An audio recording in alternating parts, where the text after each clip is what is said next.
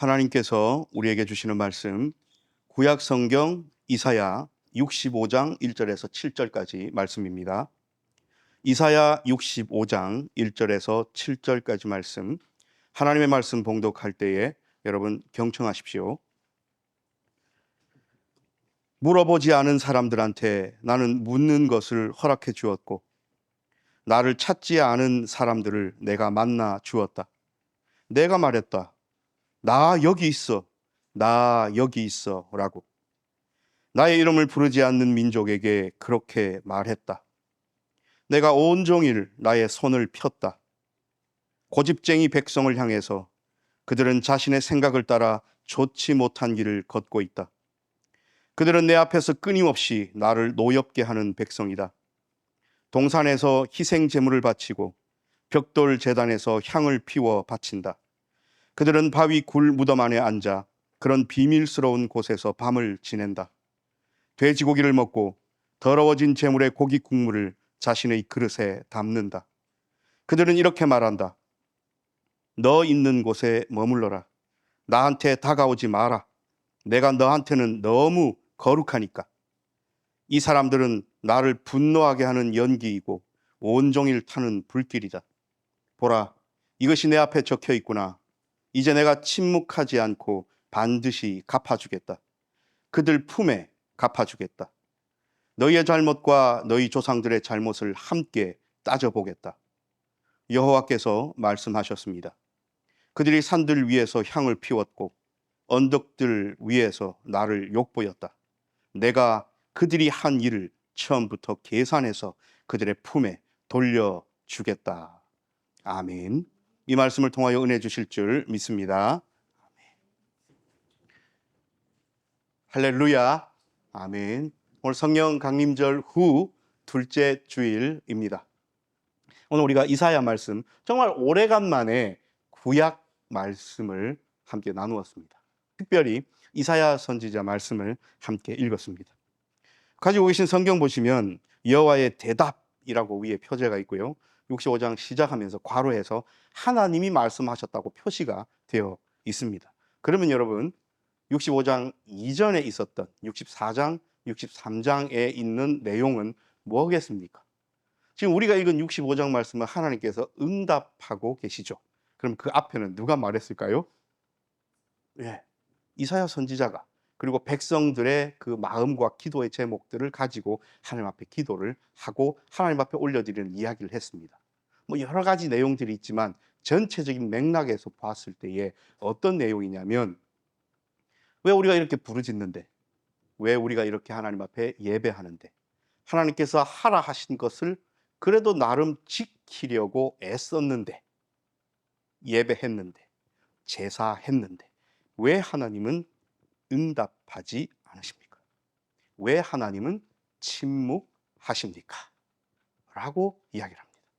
그에 대한 응답으로 오늘 하나님께서 이 말씀을 주십니다.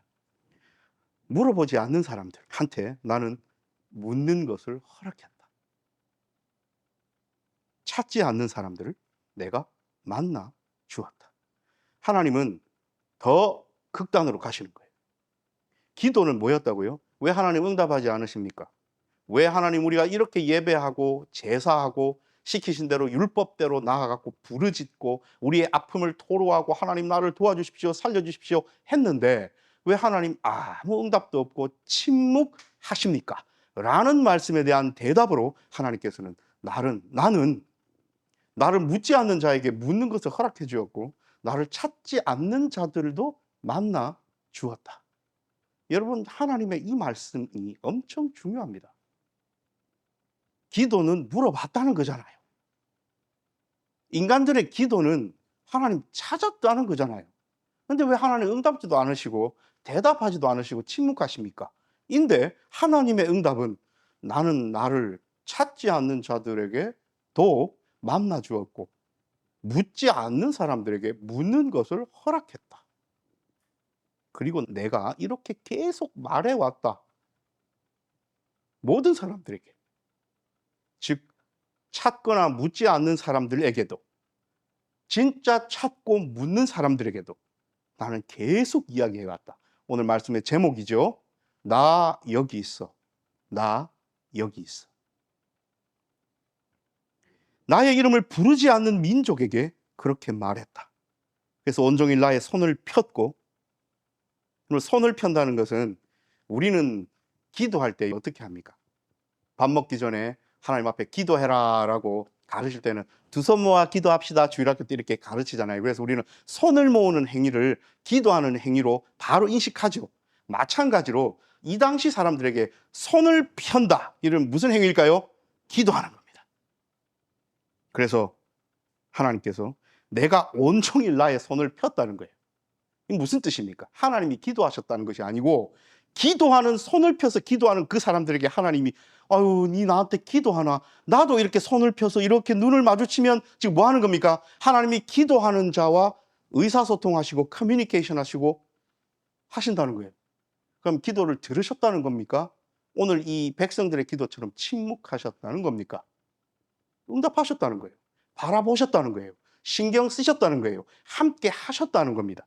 나의 손을 폈다. 고집쟁이 백성을 향해서 이 다음부터 오늘 말씀의 대주제가 나옵니다. 그들은 자신의 생각을 따라 좋지 못한 길을 걷고 있다. 그들은 내 앞에서 끊임없이 나를 노엽게 하고 동산에서 희생제물을 바치고 벽돌제단에서 향을 피워 바친다. 자, 여러분 2절 3절을 보면 백성들이 하나님 앞에 제사를 했다는 겁니까? 안 했다는 겁니까? 했다는 거예요. 동산에서 희생제물을 바치고 또 벽돌제단에서 향을 피워 바쳤다는 겁니다. 제의적 행위를 하나님 앞에 했다는 거예요. 좀 더 갑니다. 그런데 이렇게 하나님 앞에 제사하고 향을 피워서 하나님 앞에 마땅히 해야 될 그 행위를 지금 우리로 치면 예배를 하는 그 사람들이 어떻게 하고 있냐면 바위 굴 무덤 안에 앉아서 비밀스러운 곳에서 밤을 지냅니다. 뭔가 세상과 단절된 어떤 곳으로 가서 뭐 기도하고 예배하면서 이렇게 나를 거룩함을 이렇게 형성하는 거예요. 굴 안에서 구별시키는 겁니다. 여러분, 구별됨이 거룩함이잖아요. 그래서 거룩하게 자신을 하려고 이렇게 만드는 겁니다. 그러고서 어떻게 합니까? 돼지고기를 먹고, 율법에 돼지고기는 금지된 식품이죠. 돼지고기를 먹고 더러워진 제물의 고기를 국물에 자기 그릇에 담아서 심지어는 이렇게 이야기합니다. 다른 사람들에게 너 있는 곳에 머물러라. 요걸 표현을 완곡하게 해서 이 말이잖아요. 야야야 오지 마. 그냥 거기 있어. 여기 나 있는 곳에 오지 마. 나한테 다가오지 마라. 내가 너한테는 너무 뭐 하니까요? 거룩하니까. 여러분, 살아가면서 우리는 예배자로 살아가는데 다른 일을 향하여 이런 마음과 이런 표현을 한 적이 있습니까? 굴 안에 앉아서 스스로를 거룩하게 여기면서 그곳으로 오는 사람들한테는 자신과 그 사람을 구별 지으면서 야야 오지마, 너 있는 곳에 머물러. 네가 내한테 다가오기에는 내가 너무 거룩하니까 너는 나에게 가까이 올 수 없어 라고 하면서 하나님이 허락하지 않으신 돼지고기를 뜯어먹고 그 그릇에 그 돼지고기 국물을 부어서 자기 배를 채워가면서 자기는 마치 거룩한 양, 그러면서 하나님 앞에 벽돌 향을 피워드리고 하나님 앞에 희생 제물을 드리는 이 사람들은 1절에 의하면 하나님을 찾는 자, 하나님께 묻는 자일까요? 그렇지 않은 자일까요? 오늘 하나님은 그 말씀을 하시는 겁니다. 그래서 이런 사람들을 향하여 하나님의 마음을 이제는 숨기지 않으시고 드러내버리십니다. 뭐라고 말씀하십니까? 이 사람들은 나를 분노하게 하는 연기이고 온종일 타는 불길이다. 하나님이 이 연기를 막기 싫으신 거예요. 우리 제사를 이렇게 이스라엘 백성들이 할 때 흠향하신다 그러잖아요. 그래서 번제는 하나님 그 고기를 뭐 드시겠습니까? 드시겠습니까? 태워서 올려드리는 연기를 하나님께서 받으신다는 것을 조금 의인화시킨 것이 흠향, 향을 들이마신다는 거예요. 그죠? 근데 오늘 하나님께서 이 사람들이 하는 그 희생제물, 그 분향단에 향 피운 그 향, 그 연기를 맡기 싫으신다. 그렇게 거짓으로 하나님 앞에 자기 방식대로 하는 그곳에서는 연기를 맡기 싫으시다는 거예요. 다른 사람이 내 옆에서 막 연기를 뿜으면서 담배 피면 그 연기 막 마음껏 들이마시고 싶습니까? 그 장소를 피하고 싶습니까? 피하고 싶지요. 하나님께서 그렇게 예배하는 자들의 연기 나는 곳에서 피하고 싶다는 말씀입니다. 내가 침묵하지 않고 갚아줄 거다. 내가 너희의 잘못과 너희 조상들의 똑같은 이 잘못을 함께 따져보겠다. 너희가 산들 위에서 향을 피웠고 언덕들 위에서 나를 욕보였다. 내가 그들이 한 일을 처음부터 계산해서 그들의 품에 돌려주겠다. 자, 하나님이 화나셨어요. 도대체 뭐가 잘못됐을까요? 하나님께서 지적하시는 부분은 무엇일까요? 왜 하나님 하라 하신 것 그래도 나름 따져가, 물론 아까 돼지고기랑 그 먹는 것은 잘못되었지만 왜 하나님이 향도 피웠고 희생 제물도 드린 사람들을 향하여 묻지 않는 자, 찾지 않는 자라고 규정 지으시면서 혼내시고 벌 주시겠다고 이야기를 하실까요? 오늘 우리는 이 말씀을 예배자로 살아가는 우리에게 정말 진지하게 적용시켜 보아야 합니다. 하나님께서 제사를 받으시는 것, 지금 우리로 치면 예배를 받으시는 것. 지금 우리의 예배는 형태가 너무나도 다양하지요. 우리 현대사회를 살면서 우리 젊은 분들은 찬양 집회 이런 거 더 좋아하실 거고, 또 나이 좀 드신 분들은 옛날 전통 예배 이런 거 더 선호하실 거고, 어쨌든 우리가 지금 이 세상을 살아가면서 하나님 앞에 예배하는 많은 형식과 모양들이 있습니다. 그 형식과 모양은 시간이 지남에 따라, 시대가 달라짐에 따라 다양성을 갖고 있어요. 그래서 그 형식만을 바라보고 뭐가 옳다 그러다 우리가 할 수 없습니다. 하나님도 마찬가지십니다. 그런데 하나님께서 우리를 구원해 주시고, 하나님께서 우리의 예배를 받으시고, 하나님께서 우리의 어떤 행위를 기뻐하신다면 그 행위는 누가 규정해야 됩니까? 내가 좋아하는, 내가 선호하는 내 방식이어야 됩니까? 하나님께서 원하시는 방식이어야 합니까? 답은 다 아시잖아요. 그런데 오늘 이사야에 있는 하나님께로부터 책망받는 백성들은 자신의 방식이 하나님 앞에 통하기를 하나님께 강요하고 있는 거예요. 내가 이만큼 예배했고, 내가 이만큼 희생점을 드렸고, 내가 이만큼 벽돌 향단 위에서 향을 피웠고, 내가 할 수 있는 것 다 했는데 왜 침묵하십니까? 왜 응답하지 않으십니까? 왜 나를 구원하지 않으십니까? 왜 우리를 긍휼히 여기지 아니하십니까? 라고 하나님 앞에 볼멘소리 하고 있잖아요. 누구의 방식인데요? 누가 규정한 건데요? 누구 마음에 드는 건데요? 그러면서 하나님께서 하라고도 하지 않으신 굴 속에 들어가가지고 돼지고기 구워 먹고 그 국물 그릇에 담아 먹으면서 다른 사람들을 향하여서는 너는 나랑 구별된, 너는 속한 것, 나는 거룩한 것, 그러니 내 곁에도 오지 마라. 하나님께서 언제 그렇게 하라고 말씀하셨는데요? 이건 누가 규정한 거룩함이고 누가 규정한 구별됨입니까? 자기 입맛대로 규정한 그것 아닙니까? 하나님은 우리의 방식이 아닌 하나님의 방식대로 우리의 예배를 받으시고, 하나님의 방식대로 우리를 기뻐하시며, 하나님의 방식대로 우리를 구원해 주시며, 하나님의 방식대로 우리와 함께 하십니다. 우리는 이 부분을 잊어서는 안 됩니다.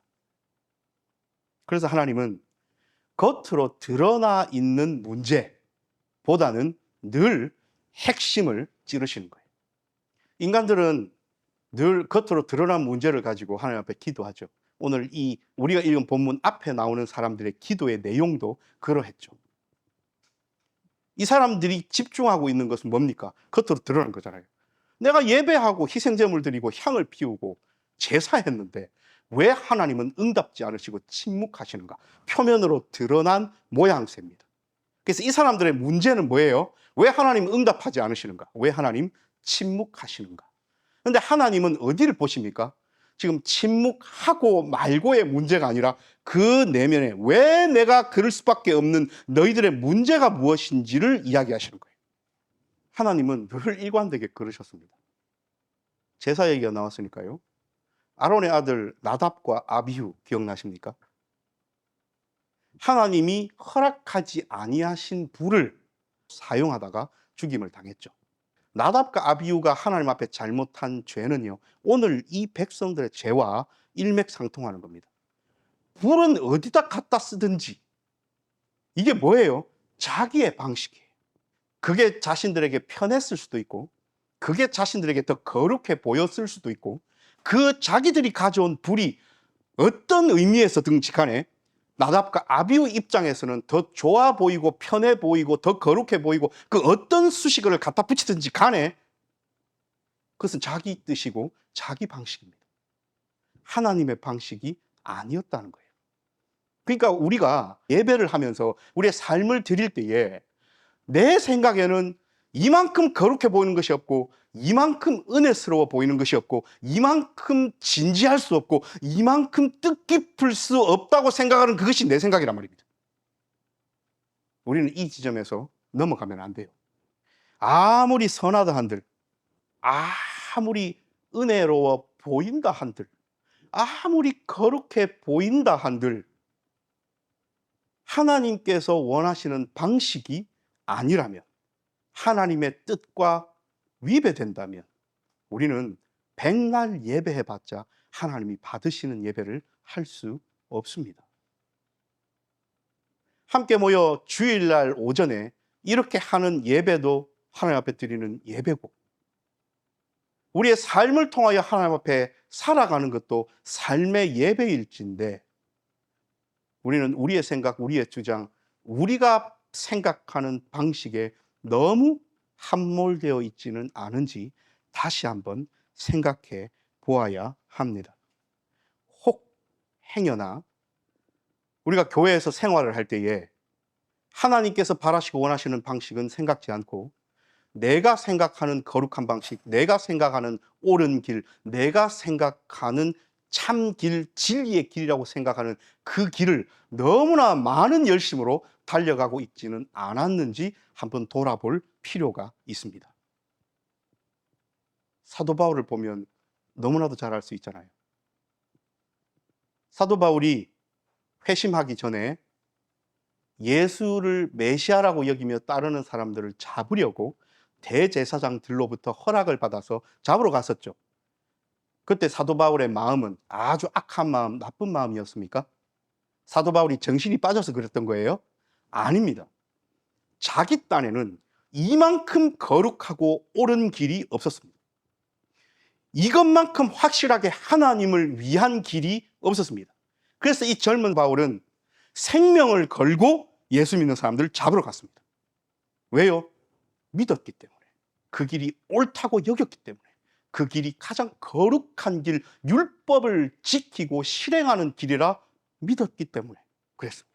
그러므로 여러분, 현대를 살아가는 우리가 여전히 교회 안에서 자신의 생각, 자신이 생각한 옳은 길, 자신이 생각하는 거룩한 길이라고 생각해서 그것을 향하여 열심을 다하여 쫓아가다 보면, 우리 깔뱅 선생님에 의하면 미신 혹은 우상 숭배에 빠질 가능성이 아주 큽니다. 왜요? 그 길 끝에 하나님은 없잖아요. 그 방향 끝에 예수 그리스도 성령 하나님은 안 계시잖아요. 나답과 아비후가 가지고 온 그 방식 끝에는 하나님이 계십니까?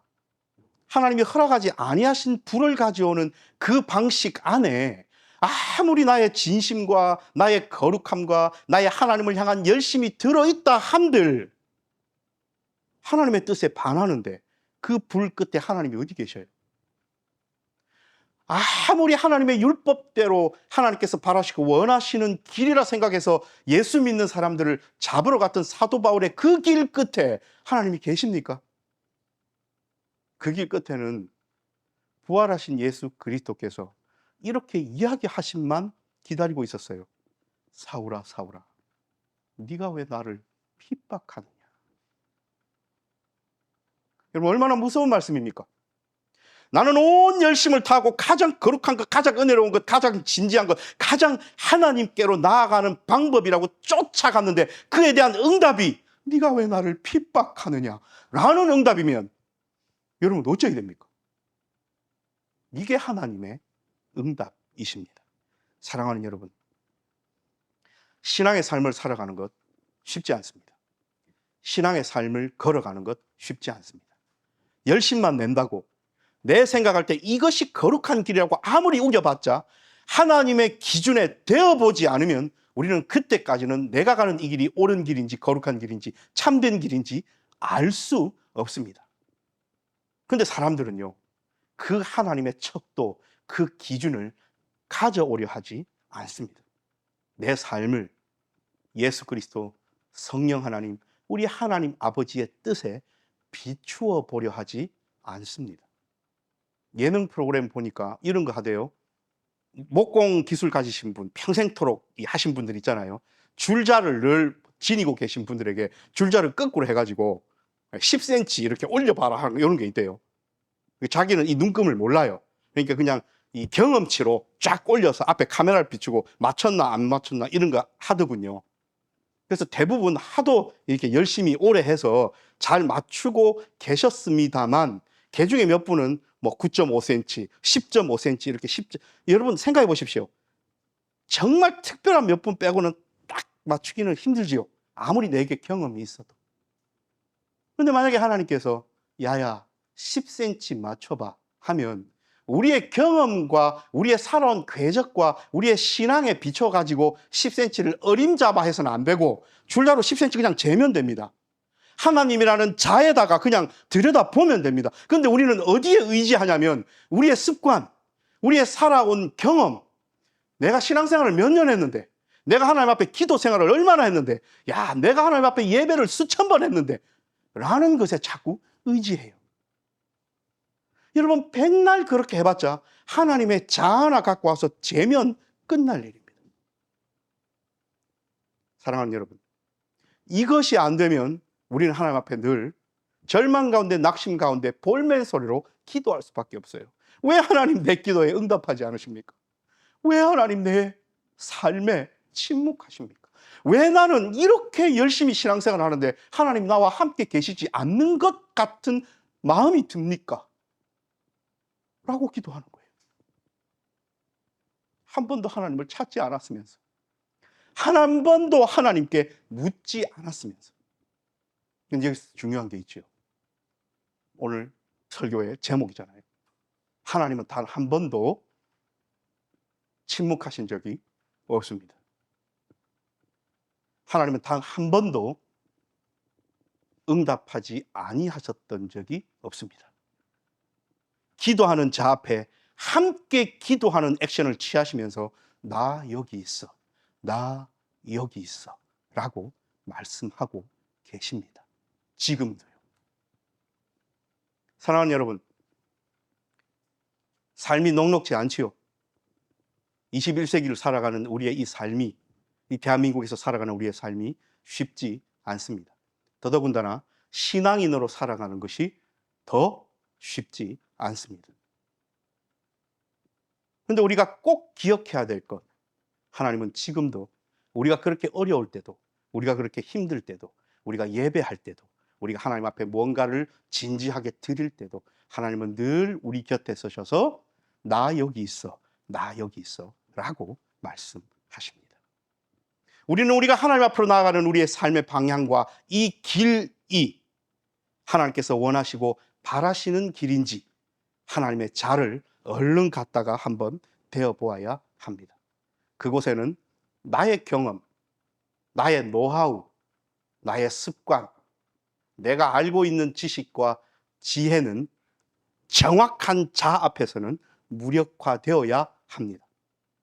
혹 내 삶의 어떤 부분 가운데 하나님 그렇게 10cm라고 이야기하셔도 내 경험상 그거는 10.1cm입니다 라고 우기고 있지는 않은지, 내 방식을 하나님 앞에 강요하고 있지는 않은지, 하나님이 내게 주신 것보다 내가 가고 있는 이 길이 훨씬 거룩하고 의미 있고 뜻깊고 진지한 길이라고 우기고 있지는 않은지, 우리의 삶과 우리의 예배의 삶과 우리의 신앙의 삶을 한번 되돌아 보십시다. 하나님은 이번 한 주간 동안 반석 위 빛된 교회 성도들이 오늘 이 이사야 말씀을 꼭 기억하면서 하나님 앞에 자신의 생각을 강요하지 않고 하나님의 방식과 뜻과 의미는 무엇인지 귀담아 들으며 눈을 크게 떠서 보려고 하는지 바라보고 계십니다. 기도합니다.